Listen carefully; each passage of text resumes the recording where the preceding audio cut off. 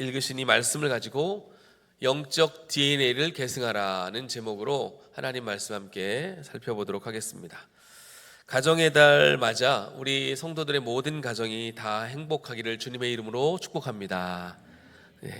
여러분의 가정이 주 안에서 다 행복한 가정 될 수 있기를 늘 기도하고 있습니다. 사실 TV나 이런 매체에서도 이렇게 자꾸 행복한 가정, 아름다운 가정, 또 이런 좋은 관계들을 보여주는 프로가 많아져야 된다고 저는 생각하는데, 사실 실상은 그렇지 않은 것 같아요. 깨어진 그런 관계를 다루는 프로그램이 참 많이 있음을 보게 됩니다. 그 중에서 제가 얼마 전에 보았던 이수캠이라고 혹시 들어보셨는지 모르겠지만, 이혼 숙녀 캠프. 그러니까 마지막에 이제 헤어지기 전에 그 숙녀 기간을 통하여 다시 관계를 회복시키는 그런 프로입니다. 그 프로에 나오는 이제 부부들은 다 안타까운 사연들이 다 저마다 존재를 하는데, 사실은 개인적으로 이제 상담하시는 분들이나 이렇게 그분들을 대하는 분들은 다 개인적으로 만날 때는 다 좋아요, 착하고 어떻게 하든지 좋은 관계를 맺고 싶고 어떻게 하든지 좋은 그런 모습을 보여주고 싶고 서로 사랑하고 싶어하고, 그렇죠? 다 사람은 동일한 것 같아요. 그런데 이게 혼자 있을 땐 그런 마음이 들다가도 이렇게 만나면, 부딪히면 이 관계를 이렇게 뭐라고 할까요? 긍정적으로 해결해 갈 능력이 없는 거예요. 왜 그런가 봤더니 보고 배우질 못해서 그래요. 원 가정이 다 어려움이 있었기 때문에 그랬던 것 같습니다. 그러니까 안타까운 건, 그러다 보니까 원 가족의 불행을 이제 보면서 자란 우리 그 분들이 자기는 이런 일을 자기 자녀들에게 대물림하지 말아야 되겠다라고 다짐하고 결단하지만 보고 배운 게 없으니까, 그러다 보니까 똑같이 어떤 결정적인 순간 그런 미숙함을 보이는 경우들, 그로 인해 관계가 나아지지 못하고 어려운 관계로 치닫는 그런 모습들을 보게 되어서 참 안타깝다는 생각이 많이 들었습니다.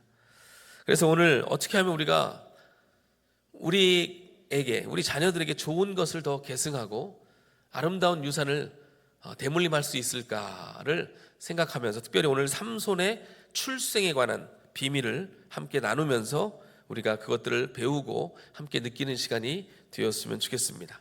그래서 여러분, 오늘 삼손, 그동안 삼손에 대해서 많은 이야기를 들어보셨고 아실 텐데, 오늘만큼은 여러분이 잘 들어보지 못했던 그런 이야기라고 아마 생각하실 거고, 그렇기 때문에 집중해서 오늘 말씀을 한번 잘 들으셨으면 좋겠습니다. 오늘 13장 2절 말씀에 이렇게 보니까 소라 땅에 단 지파의 가족 중에 마노아라 이름하는 자가 있다. 삼손의 아버지의 이름은 누구라고요? 마노아입니다. 마노아. 그의 조상은 단, 그러니까 단지파 소속의 마노아라고 소개하고 있어요. 여러분, 단은 어떤 사람입니까? 야곱의 12아들 중에 5째 아들입니다. 그런데 단은 출생부터 조금 서글퍼요. 부모의 충분한 사랑을 받지 못하고 단은 태어났습니다. 어떻게 태어났는가? 아버지 야곱의 스토리를 여러분 잘 아시죠? 아버지 야곱이 형을 속이고 아버지 이삭을 속인 다음에 삼촌 라반의 집으로 피신을 했습니다. 그때 소망 없던 그에게 한 여인이 나타났으니 그 여인의 이름은 라헬입니다. 이 라헬하고 결혼하면 행복해지겠다 생각해서 삼촌 라반을 위해서 7년 동안 열심히 일합니다. 그런데 라헬을 줄 줄 알았는데 삼촌 라반이 어떻게 했어요? 언니 레아를 먼저 시집을 보낸 거예요. 삼촌한테 따집니다. 이런 법이 어디 있습니까? 그랬더니 삼촌이 하는 말, 우리 동네는 이런 풍습이 없다. 동생부터 시집 가는 일이 없다. 언니부터 가야 된다. 그래서 하는 수 없이 또 7년을 섬겨요. 그런데 이 라헬을 얼마나 사랑했던지 그 7년, 14년 동안 수일처럼 여겼다고 성경은 이야기합니다. 드디어 라헬을 얻었습니다. 고생 끝 행복 시작일까요? 그때부터 더 큰 갈등이 시작됩니다. 라헬은 야곱의 사랑을 한 몸에 받았지만 자녀가 없었어요. 그러나 야곱의 사랑을 상대적으로 덜 받았던 레아, 언니 레아는 아들을 넷이나 줄줄이 낳습니다. 루벤, 시므온, 레위, 유다까지. 라헬은 그 모습을 보며 견딜 수가 없는 거예요. 분노가 치밀었습니다. 수치심을 느꼈습니다. 그래서 어떻게 해요? 자신의 분노와 수치심을 해소하기 위해서 여종 비라를 남편의 첩으로 들여보내요. 그래서 마침내 여종 비라를 통하여 얻게 된 아들의 이름이 바로 하나님이 심판하시다 내 억울함을 푸신다라는 이름의 단이었습니다. 그러니까 단의 출생은 어찌 보면 시작부터 누군가의 질투로 인해 빚어진 소모품과 같은 인생으로 태어난 거예요. 이런 어두운 출생의 그림자를 안고 태어난 단의 먼 후손이 삼손의 아버지 마노아였다는 것입니다. 마노아가 지금 오늘 2절에 보니까 소라 땅에 살고 있다는 것은 여러분 이거 잘 기억하셔야 돼요. 이게 왜냐하면 끝까지 연결이 되거든요. 이 소라 땅, 소라 땅이 중요합니다. 여기서 단 지파가 소라 땅에 살고 있다는 사실, 삼손의 출생 배경이 이해하는 데 매우 중요한 포인트인데요. 자, 하나님은 가나안 땅을 정복한 뒤에 여호수아를 통해 12지파에게 땅을 분배하셨습니다. 사진을 보시면 12지파 땅 분배 지금 보이시죠? 대답이 안 보이십니까? 잘 보이시죠? 그 중에 단 보이세요? 초록색? 일부러 구별하기 위해서 색깔을 집어넣는데 단 초록색 보이시죠? 여기는 그 당시 블레셋과 이방 민족이 다스리던 땅입니다. 자, 이 단 여기 잘 보시고 이 위치가 단이 이제 분배받은 땅인데 여기 안에는 소라, 에스다올, 딥나, 에그론을 포함해서 블레셋과 아모리인이 다스리던 땅. 두 번째 사진 보여주시면 그러니까 에브라임하고 베냐민 여기 지파하고 접경 지역인데 삼손은 소라, 마하네단. 요 마하네단과 소라를 잘 기억을 해주시면 되겠습니다. 자, 당시 블레셋과 아모리 백성들은 철로 만든 철병거와 철무기를 가지고 있었습니다. 그러니까 그 땅을 정복하기가 매우 쉽지 않았어요. 왜냐하면 이스라엘은 철로 된 무기가 없었거든요. 그 당시 청동기 사회를 살았습니다. 자, 중요한 거는 그러나 그렇다고 불가능한 일도 아니었던 게 이 단지파가 출애굽 당시에 싸움에 나갈 수 있는 군인 수를 계수했는데 유다 지파 다음으로 많았어요. 62,700명. 그러니까 적은 수가 아니었다는 거예요. 그리고 가나안 땅에 들어갈 무렵 다시 한번 단의 군사로서의 그 계수를 했는데 64,400명으로 조금 더 증가합니다. 민수기 26장에 나와 있습니다. 단 자손의 종족들은 이러하니라. 같이 한번 읽어볼까요? 시작. 단 자손의 종족들은 이러하니라.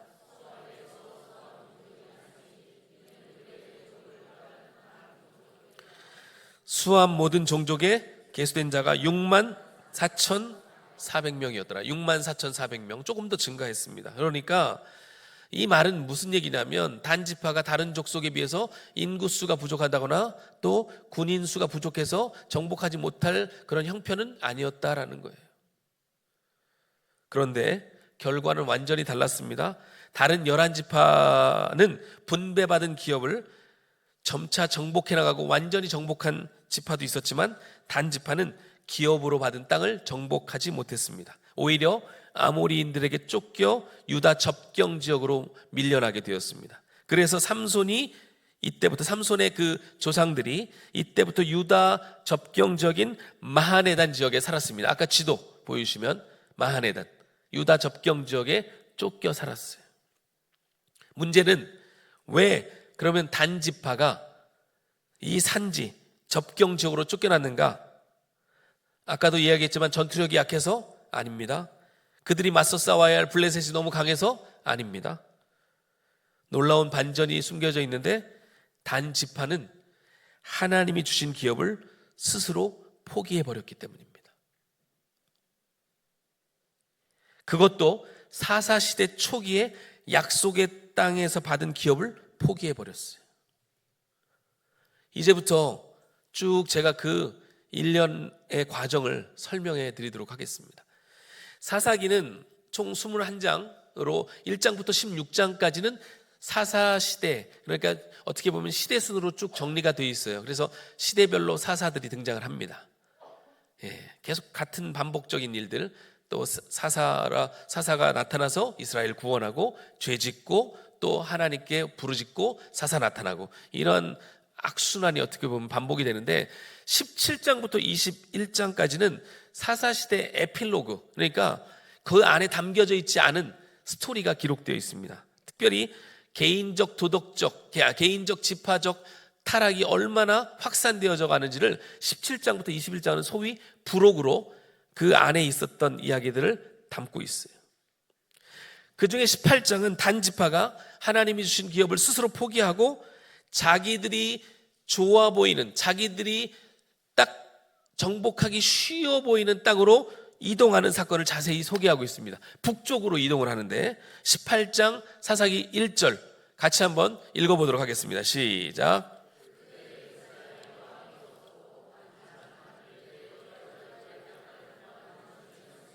자, 보시면 이는 그들이 이스라엘 지파 중에서 그때까지 기업을 분배받지 못하였습니다.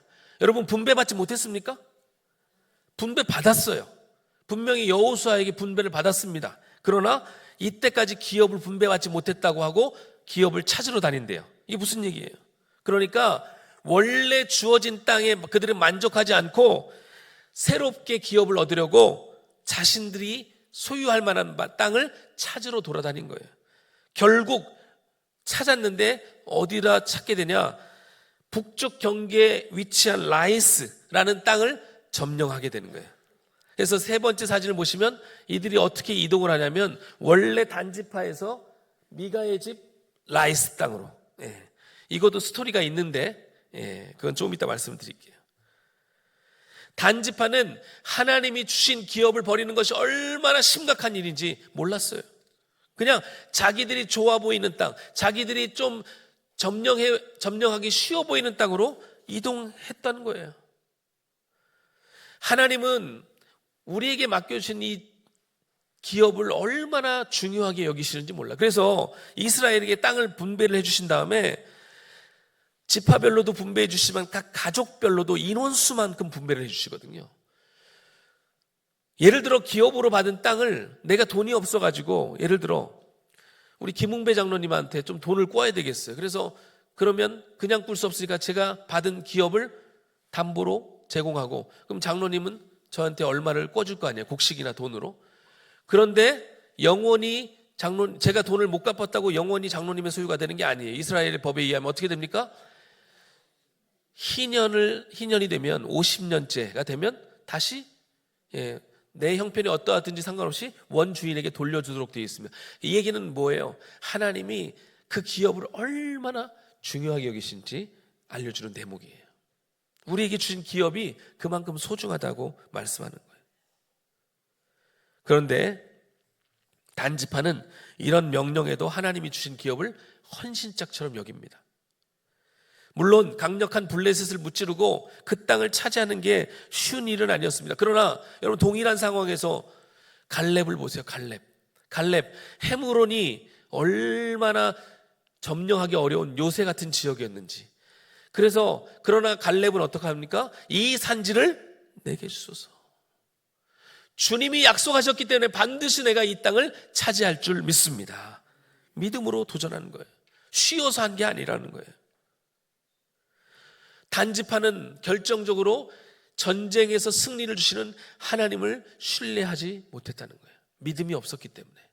그들이 기업을 포기한 이유는 단 하나, 믿음이 없었기 때문입니다. 하나님을 향한 믿음이 없었기 때문에. 그래서 여러분, 사람이 믿음이 없으면 어떻게 됩니까? 쉬운 길, 안전한 길을 찾게 돼요. 하나님의 도우심을 믿고 몸부림치면서 내가 주님 주신 사명을 이루어야겠다, 이런 생각은 버리고 그냥 쉬운 길, 넓은 길, 이런 길로 나아가게 되더라고요. 결국 하나님의 기업을 버리고 약속의 땅을 벗어나게 되면서 이제 문제가 생기는데, 사사기 17장 18장에 보면 떠돌이 레위인에 대한 기사가 나오거든요. 원래 이 레위인은 각 지파가 제공한 성에 살면서 제사장을 도와 성전을 섬기는 일을 해야만 했습니다. 그런데 이 레위인도 그때 왕이 없으므로 자기 마음대로 행하는 거예요. 성전을 섬기지 않고, 물론 지파들이 레위인들이 섬길 수 있도록 뭔가를 줘야 되는데 제대로 일들을 안 하니까, 그래서 이 레위인이 떠돌아 다니는 거예요. 그러다가 미가라는 집을 가게 된 거예요. 이 미가가 만나서 이야기하면 너 레위인이야? 그래. 그러면 너 우리 집 제사장 해. 오케이. 돈 얼마 줄 건데 이만큼 줄게. 알았어. 그래서 한 가정의 제사장이 돼버려요. 사사기는 이 일을 그때 왕이 없어서 사람들이 자기 소견에 옳은 대로 행했다라고 신랄하게 비난을 해요. 그런데 그런 상황에서 단 지파가 아까도 말씀드렸지만 자기들이 준 기업을 버리고 딴 지역을 찾으려고 정찰병을 보내는데, 이때 이 단 지파의 정찰병들이 미가의 집에 있던 레위인을 만납니다. 그러자 어떻게 얘기해요? 넌 여기서 뭐하니? 나 여기 가정제사장이야. 그래? 그러면 너 우리 지파 제사장 하면 어때? 그게 더 낫지 않아? 그러니까 이 레위인도 줏대도 없어. 홀라당 쫓아가 버려. 그렇지, 한 사람의 가정제사장보다는 그래도 한 지역, 한 지파의 제사장이 되는 게 훨씬 낫지. 그래서 가버립니다. 그렇게 북쪽으로 이동을 하게 된 거예요. 그런데 사사기 저자가 이 사사기 18장 말미에 이 레위 제사장의 충격적인 정체를 밝히게 됩니다. 저희는 그냥 쭉 읽다가 보면 이름 모를 한 제사장이었나 보다 하는데, 이름을 밝혀줘요. 그 이름, 무명의 레위인 줄 알았던 그가 바로 누구였는가? 모세의 손자요 게르솜의 아들인 요나단이었다, 이렇게 얘기해요. 사사기 18장 30절 말씀을 같이 읽어보겠습니다. 시작.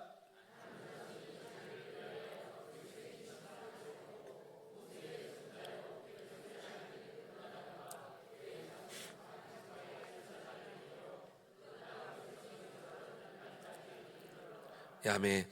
모세의 손자인 요나단은 레위인으로 하나님을 섬기도록 정해진 성을 떠나 미가 집에서 가정제사장이 된 후에 또 하나님의 기업을 버리고 북쪽으로 이동한 단 지파를 따라 그 지파 제사장이 된 거예요. 그리고 단 지파 전체가 우상을 섬기도록 앞장서게 됩니다. 여러분, 이스라엘 백성은 모세 시대, 물론 여러 가지 일들이 많이 있었지만 여호수아 시대까지는 그래도 하나님을 잘 섬겼습니다. 예배했습니다. 그러니까 결국 약속의 땅에 들어가는 것 아니겠어요? 그러나 하나님의 이렇게 놀라운 일을 행하신 것을 경험하지 못했던 다음 세대는 하나님을 떠나 우상을 섬기기 시작합니다. 여호수아의 다음 세대는 가나안 정복 전쟁이 끝나고 지파별로 정복 전쟁을 벌이던 세대를 일컫습니다.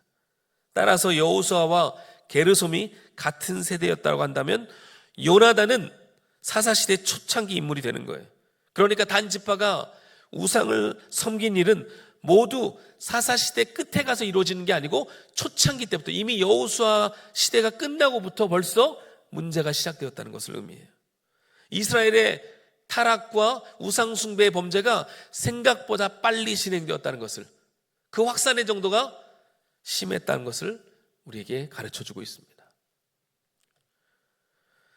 사실 가나안 땅 정복하기가 매우 어렵죠. 그러나 조금 전에도 말씀드렸지만 하나님의 약속을 믿고 유다 지파를 필두로 각 지파는 모든 그 수고를 아끼지 않고 정복 전쟁을 위해 애를 썼습니다. 이때 기업을 얻기 위한 정복 전쟁을 설명할 때 여러분 특징이 있어요. 이걸 또 잘 보셔야 돼요. 사사기 저자는 지파라는 표현보다는 야곱의 아들들의 이름을 그대로 사용합니다. 그러니까 다시 사사기 처음으로 가면 사사기 1장 3절에 한번 같이 읽어보겠습니다. 시작.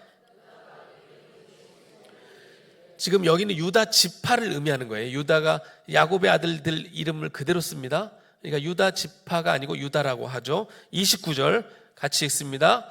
에브라임이, 자, 그러니까 지금 야곱의 아들들의 이름을 그대로 사용해요. 유다 그리고 에브라임. 물론 에브라임은 요셉의 아들이지만, 자, 그런데 단 지파만은 다르게 표현합니다. 1장 34절 같이 읽습니다. 시작. 아모리 족속이 단 자손을 산지로 몰아넣고 골짜기에 내려오기를 용납하지 아니하였으며. 여기서 특징적인 게 하나가 있는데 뭐냐? 단 지파와 다른 지파가 다른 점은 전쟁의 주도권을 빼앗겼다는 거예요. 자, 보시면 아까 1장 3절에 보시면 다시 한번 보여주세요. 1장 3절에 누가 주체냐? 유다가 이렇게 나오죠. 유다가 주어예요.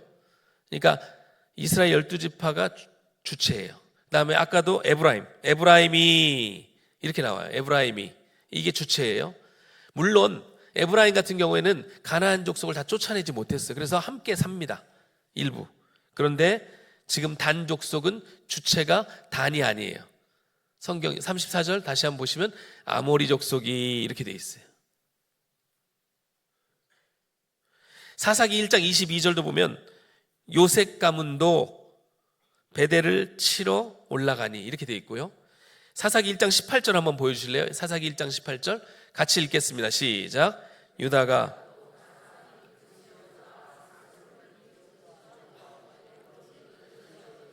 자, 유다가 점령했다고 돼 있잖아요. 유다가. 그죠? 네. 사사기 1장 22절도 요셉 가문도 그와 함께 하셨다. 베델을 치러 올라갔다. 물론 에브라임은 아까도 얘기했지만 게셀에 거주하는 가나안 족속을 다 쫓아내지 못해서 함께 했다. 이렇게 되어 있습니다. 자, 어떤 지파는 유다 지파죠. 힘들어도 정복한 지파가 있습니다. 어떤 지파는 다 정복하지 못했습니다. 그러나 주도권이 누구에게 있었다는 거예요? 하나님의 백성들에게 있었다는 거예요. 그런데 단 지파만 어떻게 되어 있습니까? 아모리 족속이 주체예요. 단 족속을 몰아냈다. 주체가 아니었다는 거예요. 하나님의 기업을 벌인 자들의 모습이에요. 하나님의 중심으로 사용하지 않으신다는 거예요. 또 하나는 다른 지파는 야곱의 아들들의 이름을 그대로 사용했다고 했죠. 그러나 단 지파만 단 자손으로 표현하고 있습니다. 여기에서 중요한 점이 하나가 있습니다. 왜 그런가?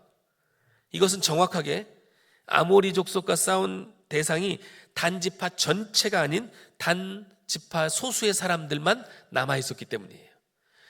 아까 유다 지파 전체를 유다라는 이름으로, 에브라임 지파 전체를 에브라임이라는 이름으로 썼지만 단만 지금 자손이라고 붙어 있잖아요. 왜 그런가? 사사기 초창기에 아까 말씀드렸던 단이 어디를 갔습니까? 기업을 버리고 위쪽 라이스라는 땅으로 이주를 해버렸어요. 그런데 단 지파, 원래 분배되었던 그 기업에 소수의 단 지파 사람들이 남아 있었다는 거예요. 지금 무슨 얘기인지 아시겠어요? 대다수는 이 땅 버리고 위쪽으로 갔고 일부 소수가 그 기업을 지키고 있었다는 거예요. 약속의 땅에 남아있던 이 단지파 사람들은 소수였기 때문에 당연히 수적인 열세를 어떻게 막 해소할 수가 없는 거예요. 무기도 변변치 않았고 숫자도 부족하니까 변변히 졌습니다. 그러나 비록 산지로 쫓겨가면서도 그들은 분배받은 하나님의 땅을 버리지 않았어요. 이들 후손 중에 한 사람이 하나님이 주신 기업에 남아있던 삼손의 아버지 마노아 사람들이었어요. 그 가문 사람들이었어요. 사사기 13장 2절에 다시 한번 이렇게 말씀하죠. 소라 땅에 단지파의 가족 중에 마노아라 이름하는 자가 있더라. 이 소라 땅은 어떤 땅이에요? 원래 하나님이 분배하신, 여호수아를 통해 분배하신 약속의 땅, 그 땅에 남아있던 사람, 그 사람이 삼손의 아버지 마노아, 그 가문 사람들이었다는 거예요.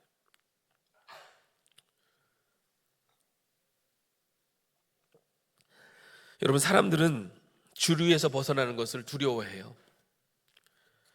그렇기 때문에 주류에서 벗어난다는 거 생각보다 어렵습니다. 다 이게 맞다고 할 때 아니야, 그렇게 말하기 쉽지 않다는 거예요. 그렇기 때문에 더더욱 마노아의 선조들의 신앙이 놀랍다는 것입니다. 대다수의 단지파 사람들이 다 하나님이 주신 기업을 버리고 좋아 보이는 땅으로 자기들이 원하는 땅으로 이동했을 때 마노아의 선조는 지파 전체의 결정을 따르지 않고 하나님이 주신 약속의 땅 그 기업을 붙잡았어요. 비록 적은 수여서 많은 고통을 당했습니다. 수시로 찾아오는 블레셋과 아모리인들에게 그 등살에 배길 수가 없었어요. 자주 전쟁에서도 패했습니다. 결국 밀려 유다 땅 접경 지역까지 오게 된 거예요. 그러나 그들은 끝까지 신실하신 하나님을 붙잡았습니다. 다른 모든 사람들이 왕이 없어서 자기들 하고 싶은 대로 그렇게 살아갈 때 마노아의 선조들은 편안하고 좁은 길이, 넓은 길이 아닌 좁고 험난한 길을 택했다는 거예요. 여러분, 이것이 우리가 계승해야 할, 우리가 대물림해야 할 영적 DNA라는 거예요. 믿음의 길은 여러분 세상과 구별된 삶의 태도가 반드시 요구됩니다. 그렇기 때문에 세상의 방식으로 살아갈 수가 없습니다. 물론 쉽지 않아요. 그래서 믿음의 길을 선택하는 사람은 어느 시대 어느 때나 다수가 아닌 소수의 사람들입니다. 바울은 이렇게 말합니다. 너희는 이 세대를 본받지 말고 오직 마음을 새롭게 함으로 변화를 받아 하나님의 선하시고 기뻐하시고 온전하신 뜻이 무엇인지 분별하도록 하라. 예수님도 우리가 좁은 문과 넓은 문 사이에서 믿음의 선택을 해야 한다고 이렇게 말씀하십니다. 같이 마태복음 7장 말씀을 읽겠습니다. 시작. 좁은 문으로 들어가라.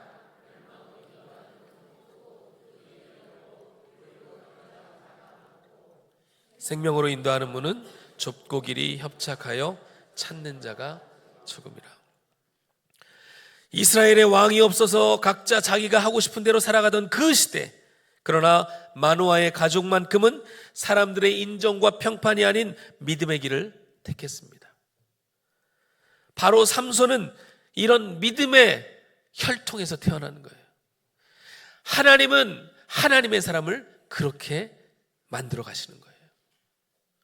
물론 삼손에 대한 평가가 사람들마다 다릅니다. 우리는 삼손 이야기를 자주 듣다 보니까 그가 실패했던 이야기에 주로 초점을 맞추지만 성경은 삼손을 당당히 믿음의 리스트에 열거하고 있습니다. 히브리서 11장 믿음장에 보면 이렇게 나와 있습니다. 내가 무슨 말을 더하리요? 기드온, 바락, 삼손, 입다, 다윗 및 사무엘과 선지자의 일을 말하려면 내가 시간이 부족하리이다. 삼손을 다윗과 사무엘의 믿음의 반열에 올려놓고 있어요. 하나님이 주신 기업을 헌신짝처럼 버리고 약속의 땅을 떠난 단지파, 그러면 그 주류 단지파는 어떻게 되었는가? 역대기서에 보면 훗날 바벨론 포로에서 돌아온 이제 유다의 남은 자들을 위하여 이스라엘 12지파를 다시 소개하는 장면이 등장합니다. 이 12지파의 명단에 흥미로운 사실이 하나가 발견이 되는데, 단지파보다 훨씬 더 작았던, 약했던 베냐민 지파나 시므온 지파는 소개가 되어 있는데 비해 출애굽 당시 두 번째로 군대 수가 많았던 단 지파는 제외시켜버려요. 또한 솔로몬 때 하나님의 전을 건축하는데 이방 민족들이 많이 와서 도와주거든요. 특히 두로 왕이 백향목과 건축 기술자들을 보내주는데, 이 건축 기술자가 성경에 이렇게 되어 있습니다. 역대하 2장 13절 14절 말씀 한번 보시면, 내가 이제 재주 있고 총명한 사람을 보내오니 전에 내 아버지 후람에게 속하였던 자라. 이 사람은 단의 여자들 중 한 여인의 아들이요 그의 아버지는 두로 사람이라. 단 여자와 두로 남자 사이에 태어난 기술자가 보내지는 거예요. 이 얘기는 뭐예요? 단지파가 북쪽 라이스로 이동했는데 거기는 이방 민족과의 접경 지역이었거든요. 점점점 어떻게 되니까 단지파는 이스라엘의 DNA, 영적 DNA를 상실해버리고 이방 민족과의 교류와 결혼 관계를 통하여 이방 민족으로 흡수가 되어버리는 거예요. 하나님의 백성의 정체성이 사라지게 되었습니다. 무엇 때문에? 하나님의 기업을 헌신짝처럼 여겼던 그들의 말로가 그렇게 된 거예요. 그리고 결국 계시록에 보면 단지파는 구원의 명부에서 사라지게 됩니다. 여러분, 중요한 것은 가나안 땅은 이스라엘 백성에게 주신 기업이지만 하나님의 소유입니다. 이 얘기는 하나님을 신실하게 믿고 하나님의 말씀을 따를 때 하나님이 약속하신 그 기업 안에서 하나님의 복을 누릴 수 있다는 거예요. 그런데 안타깝게도 단지파는 하나님의 기업을 버렸기 때문에 하나님과의 관계가 지속될 수 없었고 결국 그들은 구원의 명부에서 제외되는 비극을 맞이하게 되는 거예요. 그런데 성경은 기업, 하나님의 기업을 말할 때 단순히 땅과 재산만을 기업이라고 하지 않습니다. 중요한 또 하나의 기업이 등장하는데 바로 자녀입니다. 기업이나 자녀는 히브리어로 동일한 단어가 쓰여 있어요. 나할라라는 단어예요. 나할라, 기업, 자녀. 시편 127편에 보라, 자식들은 여호와의 기업이요 태의 열매는 그의 상급이로다, 이렇게 말씀합니다. 여기서 우리가 기억해야 할 것은 약속의 땅이 이스라엘 소유가 아니었듯이 하나님의 소유였던 것처럼 자녀들도 부모의 소유가 아닌 하나님의 소유라는 사실입니다. 그렇기 때문에 부모는 자녀를 자신들이 원하는 방식으로 키울 것이 아니고 하나님의 방식으로, 진정한 그 자녀들의 소유자이신 하나님의 방식으로 그렇게 양육시켜야 된다는 거예요. 그래야 우리의 자녀들도 하나님의 기업을 이 땅에서 누리며 하나님이 약속하신 복과 그 은혜들을 누리며 살아갈 수 있게 된다는 것입니다. 그래서 이스라엘 백성들에게 항상 하나님이 말씀으로 강조하신 게, 모세가 강조했던 게 뭐예요? 신명기 6장의 말씀 아닙니까? 쉐마 이스라엘, 이스라엘아 들으라, 우리 하나님 여호와는 오직 유일한 여호와시니 너는 마음을 다하고 뜻을 다하고 힘을 다하여 내 하나님 여호와를 사랑하라. 오늘 내가 내게 명하는 이 말씀을 너는 마음에 새기고 내 자녀에게 부지런히 가르치며 내 집 문설주와 바깥문에 기록할지니라. 자녀들이 부모로부터 하나님을 사랑하는 법을 배워야 합니다. 하나님의 말씀을 지키는 법을 배워야 합니다. 잘 배워서 하나님께 그들도 순종해야 하나님이 약속하신 그 기업의 영광을 누리며 살아갈 수 있다는 거예요.